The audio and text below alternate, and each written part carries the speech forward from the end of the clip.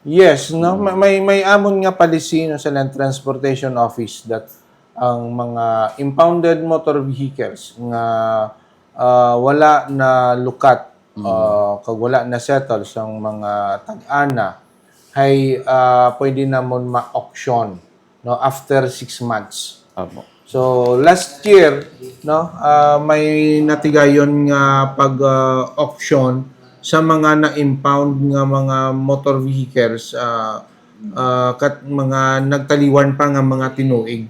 So may mga van, may mga motorcycles no kag just recently ang sangka bus no gin auction and kung sino ang nagdaog sa bidding no didto gina-award.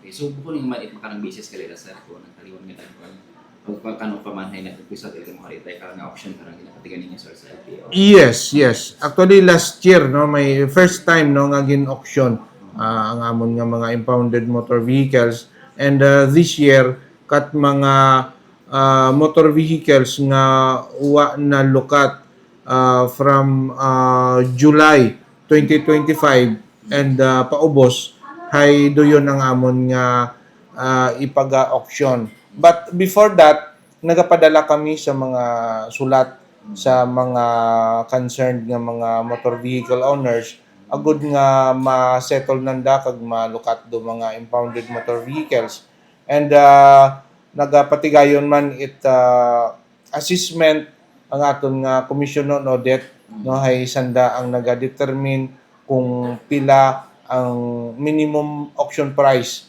nga ipagatigayon no and then after that this auction is ang bidding is open sa tanan no they can participate in the bidding kaga kung sino ang highest bidder hay kanda gina-award do mga impounded motor vehicles. Pero iya man doon sir igapatigayon. Iya man mismo sa opisina. Yes. Iya man sa amon opisina. Yes, sa pili ka nga mag-verify. So, mga impounded ka mga vehicle sir no ang mga nalakpan nato. So mga pilang buwan karon sir mga ano pero nga pwede ibahid di karon sir sa auction nila. As per disposal policy of the National Archive of the Philippines kag sa Commission on Audit, kung hindi ma-settle after 6 months, ay pwede na mapa-auction. Sige sir. Pero ano ta sir no kano kamo sir nag-umpisa na nga pang padagan no pila ka na ka mga mensahe pagpasayod sa mga panag-iyan na sa mga vehicle. Last month, no, may ginpang mail kami no, through post office nga mga notices sa mga registered owner nga mag-claim. No? Pero ang ginpadala namon ay kat mga motor vehicles nga na-impound nga more than 6 months. Pero kat mga na-impound nga recently ay wala pa man nadala. So makara sir, siyempre may option kung magpatigayon. So nakakara sir nag-umpisa ron kamo anong ara paghubog or pagpili sa mga motorsiklo nga di kara sir. Yes, actually may amon nga inventory no kung ano ang mga motor vehicles nga included sa auction.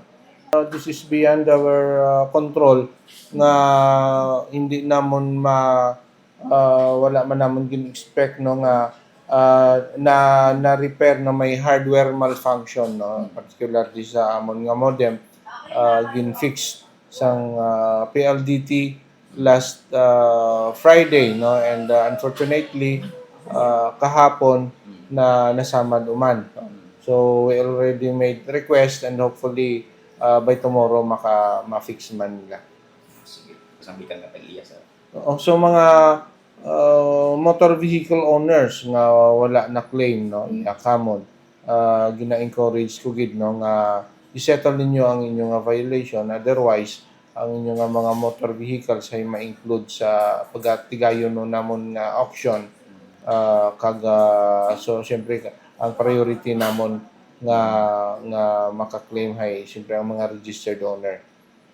Engineer Marlon Elvilas, akong karang nga head na italtiwa. Thank you so much sir sa oras mo to sa Bukuraga Palipo.